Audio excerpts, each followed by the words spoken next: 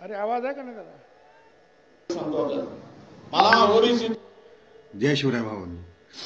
तर काँग्रेसचे आपले वडेट्टीवार काका कसे डबल ढोलकी ते बघायचंय का? बघायचंय? गाण्या लाव रे तो व्हिडिओ. मी आजही जोरगीराने सांगतो आपल्याला, मला ओबीसीतून या कारण हा निजामच्या वेळेस मराठवाड्यातला कुणबी समाज मराठा समाज हा ओबीसी होता हे मला माहित आहे.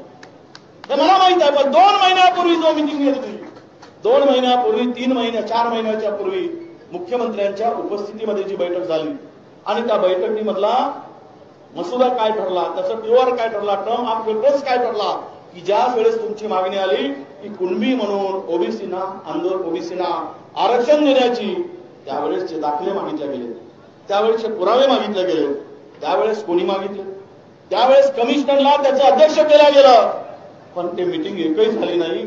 4 महिन्यात एकही मीटिंग झाली नाही हे आपल्या सगळ्यांना माहित आहे. माझी इच्छा आहे, माझी भूमिका मी मांडण्यासाठी आलो. एक ओबीसीचा नेता म्हणून, विरोधी पक्षाचा नेता म्हणून, एक काँग्रेस कार्यकर्ता म्हणून माझी भूमिका आहे. तुम्हा सगळ्यांना मराठा सगळ्या माझ्या विशेष करून या मराठवाड्यातील जो निजामाच्या काळात कुणबी म्हणून होते, तुम्ही घेतला नाही, विदर्भातल्या लोकांनी घेतला, त्याचा आनंद घेतला, त्याचा म्हणजे त्या आरक्षणाचा फायदा घेतला, तुम्ही घेतला नाही. पण आजही आमची भूमिका आहे की महाराष्ट्रातील ओबीसी समाजांना, आपल्या मराठा समाजांना ओबीसीतून आरक्षण द्या, ही माझी भूमिका आहे.